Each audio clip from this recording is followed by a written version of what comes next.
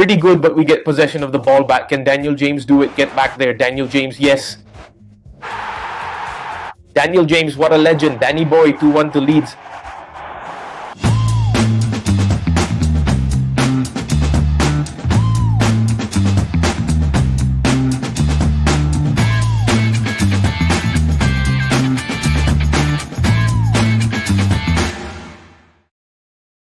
As we all well know, in the previous episode, we managed to overcome Arsenal, even though we also suffered a defeat in the initial match against Everton. And now we're currently sitting in 7th place with a total of 3 points. Then, looking at the schedule for the end of August, we're still set to face Chelsea in the League Cup on the 26th, followed by a match against Newcastle on the 30th. This is going to be quite a significant challenge, especially since my hope is that we can overcome Chelsea and emerge victorious in the Carabao Cup to claim our very first trophy of this season. However, we're immediately confronted by one of the teams that possesses considerable strength in the year 2025, in this 2026 season. We're soon going to face Chelsea in the League Cup. Then we'll carry on with the upcoming match against Newcastle. Then, looking at the September fixtures, we're up against 3 teams that on paper we should be able to contend with or even overcome. We have Fulham, Wolverhampton and Bournemouth. Will we actually be able to play all 3 of these matches? We'll have to wait and see about that. However, before we delve into the September fixtures, let's first concentrate on the initial 2 August matches. So let's just jump straight into the preparation for Chelsea in the League Cup. Let's go. Chelsea is expected to use a 4-2-3-1 wide. Up front is Joao Pedro, then on the wings are Binoy Gittins and Pedro Neto, then you have Cole Palmer behind Joao Pedro as the playmaker, and behind Palmer are Enzo and Caicedo. Their defense is quite strong as well. It's expected that they will be fielding their absolute best squad, featuring Cucurella, Colwill, Trevoh Chalobah and Malo Gusto. Their goalkeeper is Jorgensen, not Sanchez, correct? Then, if we look at their reserves, we have Andre Santos, Estevao, Fofana, Liam Delap, Garnacho, Hato, and Romeo Lavia. Their tactical preset is possession football, which, is quite similar to our own. From Chelsea's perspective, it's expected that they will be fielding their core players. On the contrary, I'm planning to introduce a few of our reserve players into the game, offering them the valuable opportunity to experience the intense atmosphere of a high-stakes competition. It's important to remember that despite this being the League Cup, we are indeed up against Chelsea. And for this particular match, I'm going to attempt to start Tanaka as a starter, taking the place of Ethan Ampadu. After that, I will substitute Aronson with Daniel James, and Wilfried Gnonto will be stepping in for Okafor. In the meantime, I'm going to put Calvert-Lewin on the bench, and Lucas Nemecha will take his place. Regarding the goalkeeper position, our team actually possesses a goalkeeper with quite promising talent. His name is Perry. His overall rating, as we can see here, is 81, better than Darlow, but in the real world, Daniel Farke prefers to start Darlow. I don't know the exact reason why Perry is on the bench. Maybe it's an injury or something else. We'll try to find out the details later on. From a defensive standpoint, it appears there won't be any significant changes.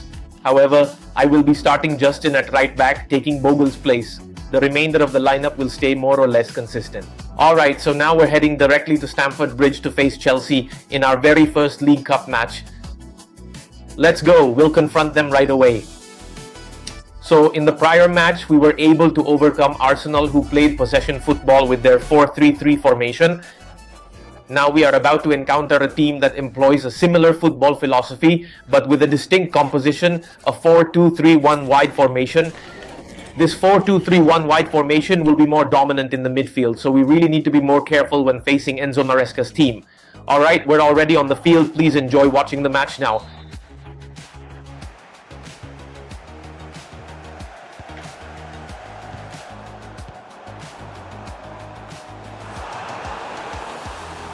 Bino Gittins, this time coming in from the wing, is still controlling the ball.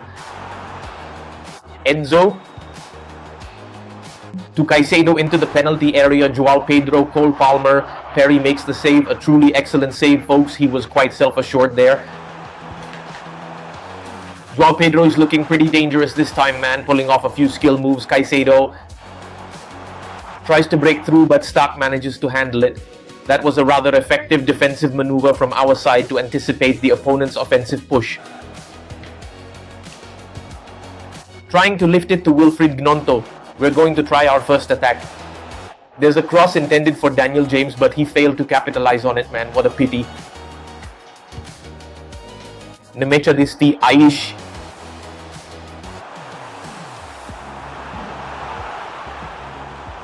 Oh, that was pretty dangerous, man. It's still wide, so we're quite lucky. An incredible individual effort from Estevao there. Garnacho is through this time. Can he make it happen? Oh, Garnacho scores Chelsea's first goal in the 71st minute. We're now trailing. That really is Garnacho, isn't it? Is that Garnacho or Pedro Neto? It's Garnacho. Garnacho with his black hair, yeah. In real life, his hair is still blonde. Coming in as a substitute, he scored Chelsea's opening goal that Perry failed to anticipate, mate. We are now heading into the final minutes of the match. Enzo Fernandez is still struggling to find an opportunity to score this time around. Excellent pass to Cole Palmer, but Pascal Struijk anticipated it and blocked it. However, with injury time now over, our hopes of progressing to the next round of the League Cup have unfortunately been dashed. Chelsea played quite dominantly throughout the match. We're having a really hard time breaking through their defense, you know. It's apparent from these highlights that we didn't generate many scoring chances. In fact, we barely created any opportunities. First, let's take a look at the condition of the match on the field. Chelsea really managed to pin us back with 61% possession football. They also completed 118 passes, which wasn't too far off our 99 passes. We didn't even manage to get a single shot on target, 0 shots. Meanwhile, Chelsea got off 5 shots. Their shot accuracy wasn't the best at 60%, but their pass accuracy stood at 97%. Our pass accuracy, however, was only 89%, and of course, 0% in shot accuracy. In terms of individual performance, we can see that Tanaka really stood out. He played quite well as the key player in the defensive midfield role, essentially functioning as our pivot. He was the only player who received a good rating in this particular match, with everyone else falling below the 7-point mark. Nonto 5.9, Meslier 5.3, Daniel James 5.8. Longstaff didn't play particularly well, scoring only a 5.9. Meanwhile, for Chelsea, Alejandro Garnacho was undoubtedly the man of the match thanks to his goal from that incredible individual effort. So, congrats to Chelsea. Now we'll try to move on and face Newcastle in the next Premier League match. Let's go. We are about to face a team whose performance in this game is currently not in good shape. Newcastle United is currently 19th in the standings after 2 matches. They'll use a 4-3-3 holding formation with a wing play tactical preset. This will take advantage of the speed of their wingers, namely Anthony Gordon and Anthony Elanga. Meanwhile, we can see that Walter Maite is already here. He has already been integrated into the Newcastle United squad, it seems. By the way, in their last 2 matches, Newcastle United has suffered 1 defeat and 1 draw with 0 wins, which explains their 19th place standing. In the midfield, there's Joe Linton, Bruno Guimaraes, and Sandro Tonali, 3 quite formidable midfielders. Then, in defense, we have Hall, Byrne, Fabian Schär, and their goalkeeper Nick Pope. On the bench, we can see Jorn Wissa and Malik Thiaw. This is a squad that, in my opinion, is quite complete, and a team with such a strong composition shouldn't be sitting in 19th place in the league. This is going to be a rather challenging match for us, and we'll also be trying to put our top players on the field. I'm going to try and rest Albert Lewin, so Lucas and Mecha will fill the striker position. Ethan Ampadu might rotate with Tanaka later. Tanaka by himself has already demonstrated how effectively he operates in the midfield. Playing in the pivotal defensive midfielder position, he earned a commendable rating, especially when facing a team that was considerably more formidable than our own. As for the rest, there are no changes. We'll proceed directly to the match against Newcastle, which will be taking place at our home ground, Elland Road. We really should be able to secure some points from this match, at least a single point to be precise. Securing all 3 points might prove a bit challenging even though we're up against a wounded team. Still, we can't afford to underestimate them. Alright, let's head straight into the match now. Enjoy the viewing.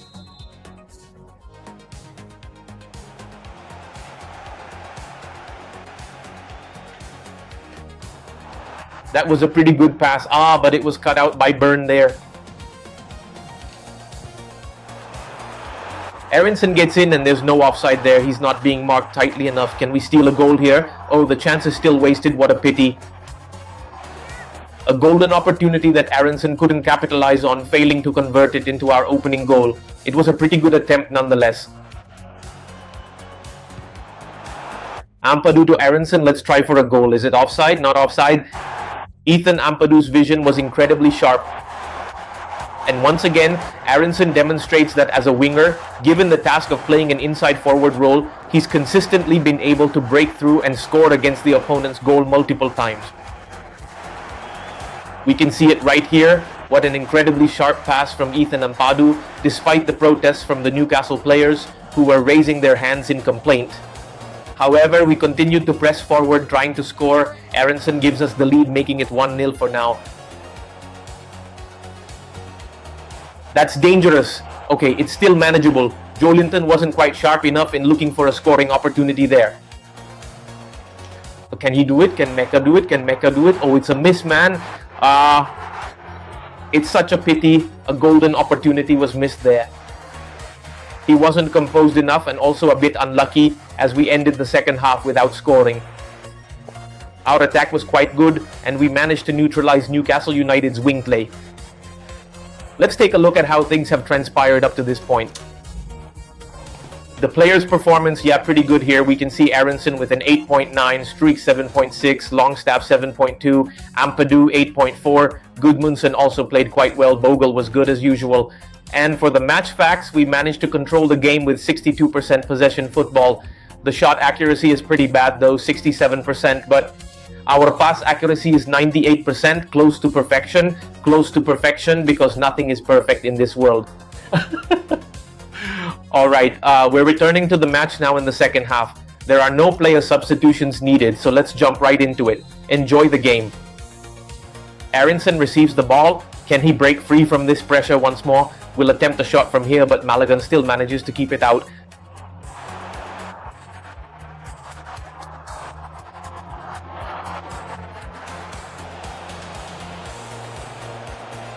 Anthony Gordon makes a move and Yoan Wissa this time. Oh dear, it's an equalizer, my friend. A truly excellent movement from Anthony Gordon, who delivered the assist to Yoan Wissa, and he successfully converted it into a goal there. 3 players surrounded him, but with a very calm skill move, he managed to deliver a crucial pass to Yoan Wissa, who then converted it into a goal. And just like that, the score is now tied at 1 goal apiece, folks. Come on, Aronson, what a fantastic run and brilliant play. Yes, that's what we needed. That's the one we've been waiting for. 2 goals for Leeds, 2 for Aronson. A magnificent performance, but you can see a bug here. 3. Wait, not a bug. 3 goals in 3 appearances. Could he potentially become the Cristiano Ronaldo of Leeds United? And indeed, the supporters are certainly cheering wildly. This is quite a special performance, the way the midfielders are also providing support to Aronson. That assist was from Lucas Nmecha, right? Aronson finished it off so brilliantly. It's 2-1 for Leeds United right now. Okafor this time, oh dear, he was denied. The intention was to deliver a pass to Aronson, but he just couldn't quite pull it off, folks.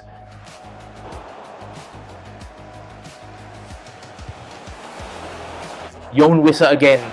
Can we stop his run, man? He's still through. Excellent. It's him again. Yoan Wissa. Oh my goodness, it's the same again. 3 appearances, 3 goals from one of the sharpest strikers who has once more undone our lead. We've been broken down by a truly brilliant play and a very composed skill move. It's 2-2 on the scoreboard right now.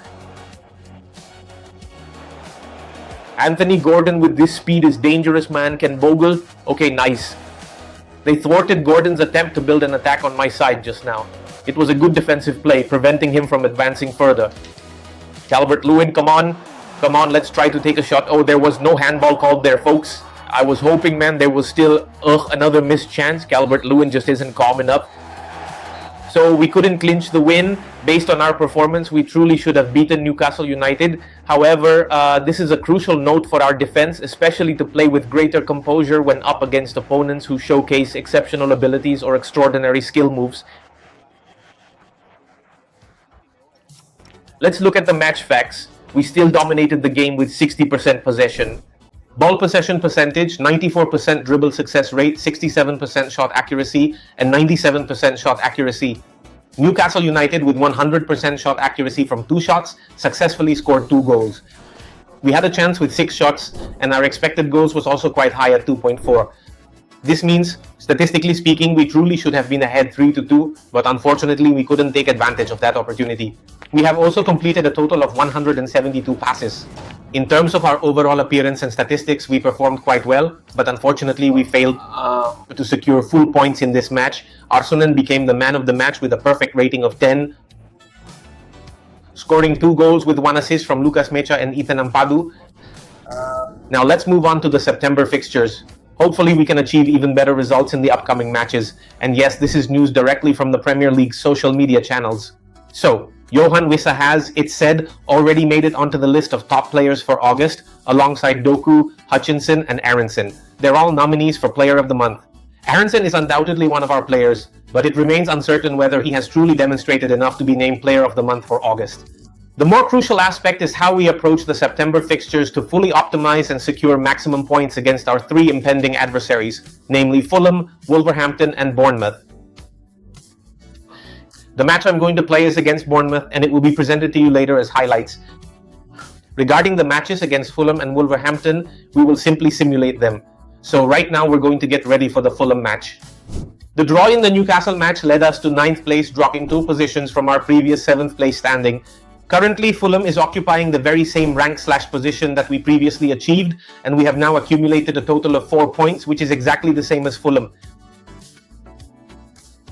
This means we will be fighting to secure full points, aiming to rise to a much more favorable position, or we risk returning to the 7th spot we just dropped from. However, this isn't a game I'll be actively playing. Instead, we're going to simulate it. Let's first examine their opponent analysis. Fulham will be employing a 4-2-3-1 wide formation with a counter-attack tactical preset. Up front, they have Rodrigo Muniz with Alex Iwobi on the wing. King occupies the central attacking midfielder position, and in the central defensive midfielder roles, they have Lukic and Birch. Here you can see Lisandro Martinez has joined Fulham, partnering with Anderson at the core of the defense.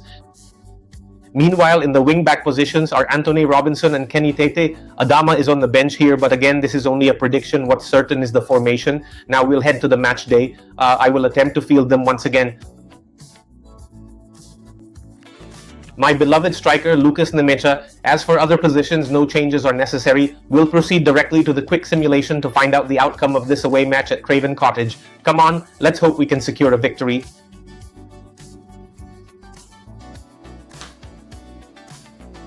A 2-0 result definitely isn't a good outcome, is it? Goals from Iwobi and Piatek completely dashed our hopes of securing full points. Now we'll need to move on and prepare for the match against Wolverhampton. Hopefully through a simulated match we can still secure full points. Wolverhampton will implement a 5-2-3 formation, which translates on the field into a 3-4-2-1. Up front they have Arias, Strand Larsen and Munetsi, forming a rather dangerous attacking trio. In the midfield, Gomez and Andre will be playing. Their defense consists of Wolf, Totti, Ampadu, Doherty, and Kijana Hover. Their tactical preset is to park the bus, a rather negative style of football. The question is, can we manage to overcome this challenge? Can we overcome Wolverhampton's defensive and negative style of play? And for this game, I will once again place my trust in Lucas and Mecha to lead the attack, partnering with Okafor and Aronson. We failed to score a goal in our previous match. Will we manage to score and secure a win at Molineux Stadium with a quick simulation this time? We're about to find out. Let's quick sim, let's go. We were so close to winning that match, and Cresswell was right there to intervene. Denied us the victory in the 89th minute. The goal scorers were Lucas and Mecha and Stark. Meanwhile, for Wolverhampton, it was Fer Lopez and just now Cresswell. For impressive ratings, and Mecha and Stark were the goal scorers. The man of the match honor goes to Cresswell. Well, congratulations to Wolves, but fortunately we didn't suffer a loss. Now we're heading to the match against Bournemouth, and I'll be playing this one personally. Hopefully we can secure full points in that game. And it seems the next match will be contested at our home ground, that is Elland Road. Yes, as you can observe, we are presently positioned at 13th place, having fallen from 9th to 13th. This isn't a great outcome. Also, Militao is reportedly moving to Manchester United. Militão unfortunately suffered a ligament injury and is expected to be sidelined for 3 months. This transfer of Militão to Manchester United appears to be a rather shrewd move, especially considering Lisandro Martinez's transfer to Fulham, which we observed in the previous match.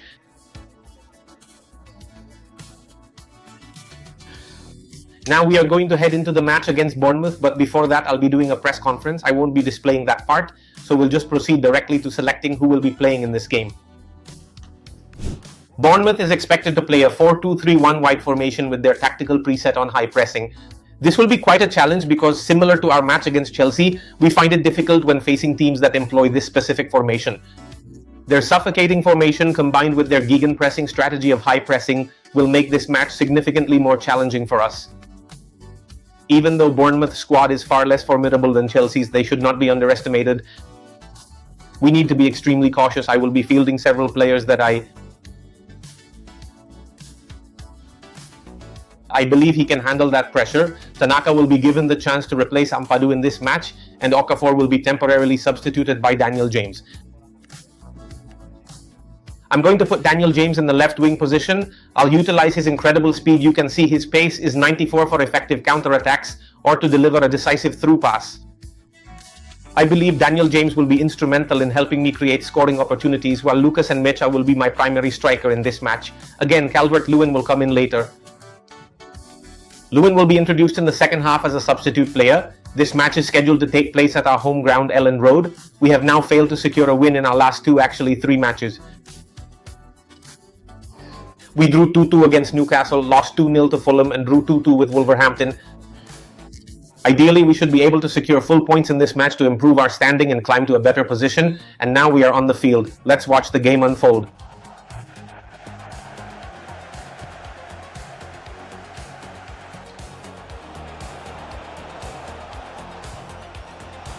Gibbs White, okay, still under control, no foul there. That was a truly clean tackle. Lucas and Mecha passes it to Daniel James. Can we create an opportunity from here, folks? Star.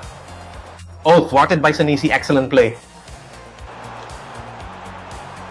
Aronson, can he get through? Can he manage to break free and take the shot? Oh, it's still wide, folks, still off target, and this is supposed to be our main striker. He was shadowed by the Bournemouth defender, number 18, I don't know who that is. Lucas Nemecha, what an excellent pass. Can we capitalize on this opportunity? Wow, Jimenez. A challenging intervention that caused us to miss scoring that goal just now, folks.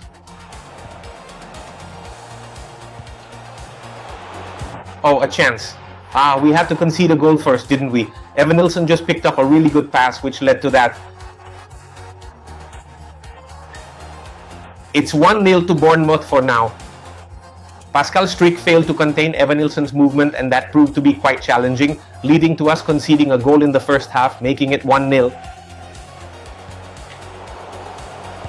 Evanilson almost made us pay dearly again for that errant pass, folks.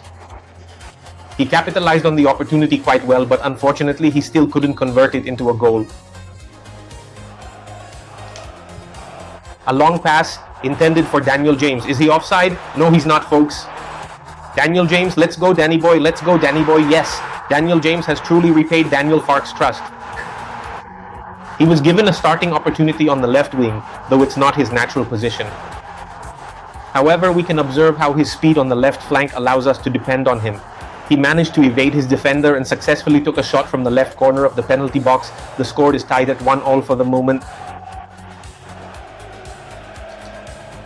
Streak to Aronson, come on. Oh, Trauner successfully intervened with a pretty good anticipation, but the ball is back with us. Can Daniel James do it again? Daniel James, yes. Daniel James, the one and only Danny boy. It's 2-1 for Leeds. He has made 2 appearances and scored 2 goals for Daniel James. Will Okafor's starting position be taken over by this young man from Wales? That was an excellent pass from Stack, and it was finished perfectly. It's 2-1 for us at the moment, and hopefully we can maintain this lead or even widen the goal difference we've established, folks. What a fantastic effort.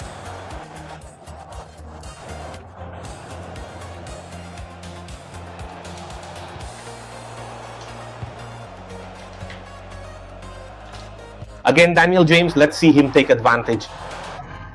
There was a pretty big opening on the left side, but it was unfortunately shut down by Adam. It was a pass intended for Aronson. Be careful. That was close. Gannon, phew, that was a narrow escape. That was extremely close, folks. We were almost penalized for that. The defense wasn't quite composed enough when facing Bournemouth's swift offensive. Fortunately, they didn't manage to score a goal.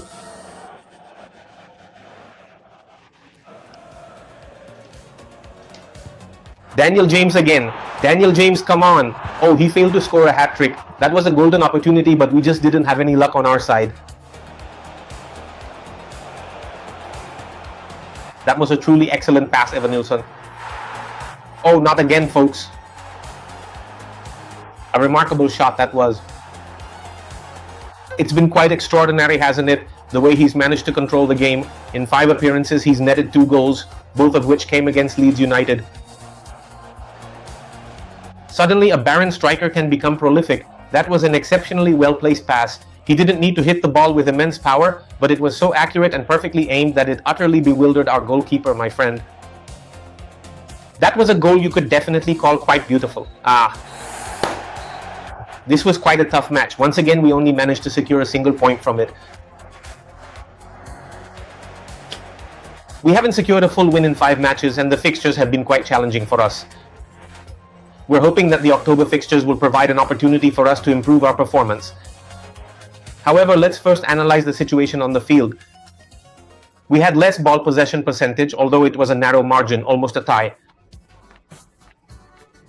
99% ball possession percentage, while Bournemouth held 51%. We managed to take 4 shots compared to Bournemouth 6, and the expected goals were identical. Our passes count was higher, and our shot accuracy stood at 75%, though our pass accuracy was a bit low at 91%. Now let's examine the player performance. Daniel James almost completed his first hat-trick of the season, and his performance was truly outstanding. Perhaps in the next game, we'll deploy him on the left wing to substitute Okafor. Similarly, Stack also delivered a strong showing with 1 assist, effectively dominating the central midfield, particularly in the defensive third of the field. Tanaka also performed commendably, as did Pascal Struijk. With the conclusion of this match, our session also comes to an end. This also marks the end of our current encounter. We'll certainly meet again in the next episode.